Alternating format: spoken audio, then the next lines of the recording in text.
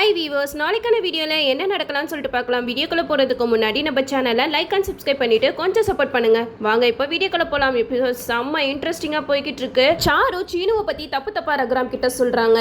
சீனு ஏற்கனவே மாயாவை டைவர்ஸ் பண்ணுறதுக்காக எல்லாமே அப்ளை பண்ணியிருக்கான். அதுக்கான ஆதாரத்தையும் காட்டுறாங்க. இதெல்லாம் பார்த்ததுக்கப்புறம் ரகுராமுக்கு சீனு மேலே இன்னும் சந்தேகம் அதிகமாகுது. என்ன சீனு இதெல்லாம், நீ மாயாவுக்கு டைவர்ஸ் கொடுத்துருக்க, அதுக்கான ஆதாரத்தை இப்போ சாரு வந்து காமிச்சிட்டு இருக்கா. இதுக்கு என்ன சொல்ல போகிற அப்படின்னு சொல்லிட்டு கேட்க, இதுக்கு தனா சொல்றாங்க, அப்பா இதெல்லாம் உண்மைதான்ப்பா, நாங்க சும்மா டிராமா பண்ணோம். ஆனா அதுக்கான சைன் எல்லாம் சீனும் மாயாவும் போடவே இல்லை. இதுக்கு பின்னாடி ஏதோ ஒரு சூழ்ச்சி இருக்கு அப்படிங்கிற மாதிரி சொல்ல, இதை கேட்ட ரகுராம் சொல்றாங்க, ஆக மொத்தம் நீ சாரு மனசுல ஆசையை காட்டி ஏமாத்த பாக்குற சீனு, இதெல்லாம் கொஞ்சம் கூட சரியே இல்லை. நான் சொல்றதை இப்ப நீ கேட்டுதான் ஆகணும் அப்படின்னு சொல்லிட்டு சீனுவை சாரு கழுத்துல நாளைக்கு காலையில தாலி கட்டுறதுக்கு ரெடியா இருக்க சொல்றாங்க ரகுராம். இதெல்லாம் கேட்டுட்டு சீனு சொல்றாங்க, நான் எப்படி சாரு கழுத்துல தாலி கட்ட முடியும், என்னோட மனைவி மாயா தான் அப்படின்னு சொல்றாங்க. இதை கேட்ட ரகுராம் சொல்றாங்க, மாயாவை தான் நீ டிவோர்ஸ் பண்ணிட்டே, இதுக்கப்புறம் எதுக்கு மாயாவை தன்னோட மனைவின்னு சொல்லிக்கிட்டு இருக்க, நான் சொன்னதை நீ கேட்டுதான் ஆகணும் அப்படிங்கிற மாதிரி சொல்ல, இதெல்லாம் கேட்டுட்டு ஜானகி, தனம், மாயா இவங்க 3 பேருமே மனசு உடைஞ்சு போயிடுறாங்க. அப்போ மாயா வந்து சீனு கிட்ட சொல்றாங்க, சீனு பெரியப்பா எது சொன்னாலும் அதுல ஒரு அர்த்தம் இருக்கும், அதனால நீ பெரியப்பா சொல்றதே கேளு அப்படிங்கிற மாதிரி சொல்றாங்க. அதுக்கு சீனு சொல்றாங்க மாயா கிட்ட, மாயா என்னால உன்னை தவிர வேற யாரையும் நினைச்சு கூட பார்க்க முடியாது, நீ தான் என்னோட மனைவி, நான் எங்க போனாலும் சரி எப்படி இருந்தாலும் சரி உன்னை மட்டும் தான் என் மனசுல நினைச்சுக்கிட்டு இருப்பேன், ஆனா நான் சாரு கழுத்துல தாலி கட்டுவன் மட்டும் நீ நினைச்சு கூட பார்க்காத அப்படிங்கிற மாதிரி சொல்ல, இதை கேட்ட ரகுராம் சொல்றாங்க, எல்லாரும் கிளம்பி போங்க, நாளைக்கு குறிச்ச மாதிரியே சாரு சீனு கல்யாணம் நல்லபடியா நடக்கும் அப்படிங்கிற மாதிரி சொல்லிடுறாங்க. இதெல்லாம் கேட்டுட்டு மகாலிங்கத்துக்கு ரொம்பவே சந்தோஷமாயிடுது. சாரு கிட்ட சொல்றாங்க, சாரு இவ்வளவு நாளா நீ பட்ட கஷ்டத்துக்கு இப்பதாமா ஒரு பலன் கிடைச்சிருக்கு, எப்படியோ ரகுராமே இந்த கல்யாணத்துக்கு சம்மதிக்க வச்சாச்சு, இனிமேட்டு யாரு நினைச்சாலும் இந்த கல்யாணத்தை தடுக்க முடியாது அப்படிங்கிற மாதிரி மகாலிங்கம் சாரு கிட்ட சொல்ல, இதெல்லாம் கேட்டுட்டு பத்மா, பார்வதி சாரு கிட்ட சொல்றாங்க, நான் தான் சொன்னல சாரு, இந்த பத்மா நினைச்சானா கண்டிப்பா எதையுமே சாதிச்சிருவா, இப்ப பாரு என் பையன் கல்யாணத்தை உன் கூட தான் நடத்த போறோம், நாங்கெல்லாம் ரொம்ப சந்தோஷமா இருக்கு சாரு, என்னதான் இருந்தாலும் அந்த மாயாவை என் மருமகளை என்னால ஏத்துக்கவே முடியல, எனக்கு ஆரம்பத்துல இருந்தே நீ தான் என்னோட மருமகளா வரணும்னு ரொம்ப ஆசை, அது இப்போ நிறைவேற போகுது, இந்த மாயாவை இந்த வீட்டை விட்டு துரத்திடணும், இனிமேட்டு நீனும் சீனுவும் ரொம்பவே சந்தோஷமா இருக்கலாம் அப்படின்னு சொல்லிட்டு சாரு கிட்ட சொல்றாங்க. அப்போ பார்வதி சொல்றாங்க, சரி சாரு நீ ரொம்ப டயர்டா இருப்ப, நாளைக்கு விடிஞ்சா உனக்கும் சீனுவுக்கும் கல்யாணம், நீ போயிட்டு நல்லா ரெஸ்ட் எடுத்து தூங்கு அப்படின்னு சொல்றாங்க. சாருவும் சரின்னு சொல்லிட்டு அவங்களோட ரூமுக்கு போறாங்க. இந்த இடத்துல நம்ம மாயா வந்து சீனு கிட்ட சொல்றாங்க, சீனு எனக்கு வேற வழி தெரியல சீனு, நீ பெரியப்பா சொன்ன மாதிரியே நடந்துக்கோ, அதுதான் நல்லது அப்படிங்கிற மாதிரி சொல்ல, இதை கேட்ட சீனுவும் வேற வழி இல்லாம கல்யாணத்துக்கு ரெடி ஆகுறாங்க. மறுநாள் காலையில எல்லா ஏற்பாடுமே தடன்புடலா நடந்துட்டு இருக்கு. புவனாக்கு இந்த விஷயம் தெரிய வர, புவனா ரகுராம் ஃபேமிலி கொஞ்சம் கூட சந்தோஷமா இருக்கக்கூடாதுன்னு தானே நான் இவ்வளோ கஷ்டப்பட்டேன், என்னது சீனுவுக்கு சாருவை கல்யாணம் பண்ணி வச்சு அந்த குடும்பத்தை மறுபடியும் சந்தோஷப்படுத்த போறானா இந்த ரகுராம், இந்த புவனா இருக்கிற வரைக்கும் கண்டிப்பா ரகுராமோட குடும்பத்தை நான் சந்தோஷமாவே இருக்க விட மாட்டேன், நாளைக்கு என்ன நடக்குதுன்னு பாருங்க அப்படிங்கிற மாதிரி புவனா ஒரு பிளான் பண்ணியிருக்காங்க. அதே மாதிரி மறுநாள் காலையில எல்லா வேலையும் நல்லா நடந்துட்டு இருக்கப்ப சிவராமன் வந்து பதட்டமா ஓடி வராங்க. இதை பார்த்ததுமே ஜானகிக்கு ஒண்ணுமே புரியல, என்னாச்சு சிவா, எதுக்காக இப்படி பதட்டமா ஓடி வர அப்படிங்கிற மாதிரி கேட்க, அப்ப சிவா சொல்றாங்க, அங்க வந்து பாருங்க நீ அப்படின்னு சொல்லிட்டு மாயா ஜானகி எல்லாரையுமே கூட்டிட்டு போறாங்க. அங்க போனா சாரு மரத்துல தூக்குல தொங்கிட்டு இருக்காங்க. இதை பார்த்ததுமே எல்லாருமே ஒரு நிமிஷம் ஷாக்காய் நிக்கிறாங்க. அப்போ ரகுராம்க்கு ஒண்ணுமே புரியல, எதுக்காக சாரு இப்படி பண்ணியிருக்கா, சாருக்கு நம்ம நல்லது பண்றதுன்னு சொல்லியிருக்கோம், அவ ஆசைப்பட்ட மாதிரி சீனுவை கல்யாணம் பண்ணிக்க போறா, அப்புறம் எப்படி இப்படி தூக்குல தொங்கணும் அப்படிங்கிற மாதிரி யோசிச்சுட்டு இருக்க.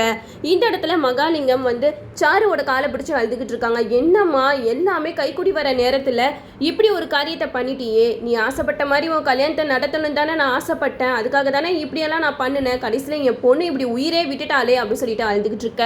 ஒரு பக்கம் பத்மா, பார்வதி வந்து சாருவோட இந்த நிலைமையை நினைச்சு ரொம்பவே ஷாக்காகி நிற்கிறாங்க. அந்த இடத்துல ஊர் மக்கள் எல்லாமே சாரு கையில ஒரு லெட்டர் இருக்கிறத பாக்குறாங்க. என்னது இது, அந்த பொண்ணு கையில ஏதோ ஒரு லெட்டர் இருக்கு, அதை வாங்கி படிங்க அப்படின்னு சொல்லிட்டு அந்த லெட்டரை வாங்கி படிக்கிறாங்க. அப்போ அதில் என்னோட சாவுக்கு காரணம் ரகுராமோ சீனுவும் தான், இவங்க 2 பேரையும் சும்மா விடக்கூடாது அப்படிங்கிற மாதிரி எழுதியிருக்காங்க. இதை பார்த்ததுமே யாராலையுமே நம்ப முடியல, என்னது இது, இவளுக்கு நம்ம நல்ல வாக்கு தானே கொடுத்தோம், அப்போ எப்படி இப்படி தூக்கில் தொங்குவா இவ அப்படிங்கிற மாதிரி எல்லாருமே யோசிச்சுட்டு இருக்காங்க. இந்த இடத்துல புவனா பசுபதி எல்லாருமே வந்துடுறாங்க. ஊர் மக்கள் எல்லாருமே சேர்ந்து இந்த லெட்டர்ல சொன்னபடியே ரகுராம் சீனு இவங்க 2 பேரும் தான் சாருவோட மரணத்துக்கு காரணம். அதனால இவங்க 2 பேரையும் அதிகாரிங்க கிட்ட பிடிச்சு கொடுக்கணும் அப்படின்னு சொல்லிட்டு புவனா சொல்ல அதை கேட்ட ஊர் மக்கள் எல்லாருமே போலீஸுக்கு ஃபோன் பண்றாங்க. அந்த இடத்துக்கு போலீஸும் வராங்க. அங்க வந்து அந்த லெட்டரெல்லாம் படிச்சுட்டு ரகுராம் கிட்ட சொல்றாங்க, இதுக்கு மேல எங்களால எதுவும் பண்ண முடியாது சார். இந்த பொண்ணு தெக்க தெளிவா எழுதியிருக்கா, என்னோட சாவுக்கு காரணம் ரகுராம் சீனு, இவங்க 2 பேரையும் சும்மா விடாதீங்கன்னு வேற எழுதியிருக்கா. இதுக்கப்புறம் நாங்க ஆக்ஷன் எடுக்காம இருந்தா அது எங்க மேலதான் தப்பா முடியும் அப்படின்னு சொல்லிட்டு ரகுராம் கையிலையும் சீனு கையிலையும் விலக மாட்டுறாங்க. இதெல்லாம் பார்த்துட்டு புவனேஸ்வரி வந்து ரொம்பவே சந்தோஷப்படுறாங்க. இதுக்கு தானடா இத்தனை நாளாக நான் ஆசைப்பட்டேன், எவ்வளோ நாள் எவ்வளோ பிளான் பண்ணியிருப்பேன், எல்லாத்துல இருந்து தப்பிச்சுக்கிட்டே போயிட்டு இருந்தீங்க. இப்போ என்னோட பிடியிலேருந்து யாருமே தப்பிக்க முடியாது. நான் நினச்ச மாதிரியே ரகுராம் கையில் விலக மாட்டியாச்சு. இதுக்கப்புறம் யாராலையும் ரகுராமை காப்பாற்றவே முடியாது அப்படின்னு சொல்லிட்டு புவனா நினச்சிக்கிட்டு இருக்காங்க.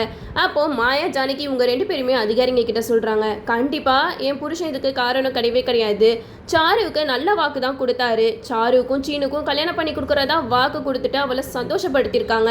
அப்புறம் எப்படி இவ இப்படி தப்பான முடிவெடுப்பா, இதுக்கு பின்னாடி ஏதோ ஒரு சதி நடந்திருக்கு அப்படின்னு சொல்ல இதை கேட்ட அந்த அதிகாரிங்க சொல்றாங்க, என்ன சதியோமா, அந்த பொண்ணு தெக்க தெளிவா லெட்டர்ல எழுதிட்டா, இதுக்கு மேல எங்களால எதுவும் செய்ய முடியாது, நீங்க எதுவா இருந்தாலும் கோர்ட்ல பாத்துக்கோங்க அப்படிங்கிற மாதிரி சொல்லிட்டு போயிடுறாங்க.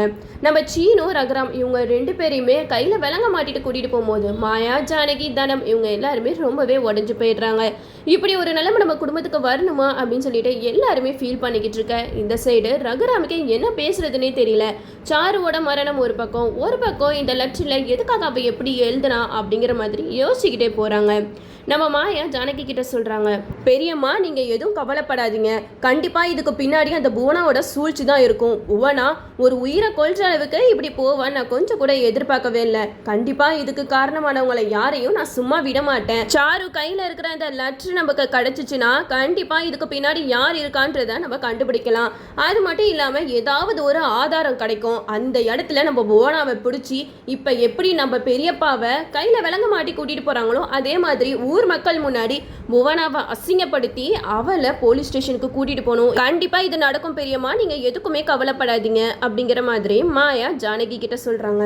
இதெல்லாம் கேட்டுட்டு நம்ம மாயா இதுக்கப்புறம் நான் சும்மா இருக்க மாட்டேன் அப்படின்னு சொல்லிட்டு அந்த லெட்டர் யாரோட கையெழுத்து அப்படிங்கிறத ஆராய்ச்சி பண்ணுறதுக்காக போகிறாங்க.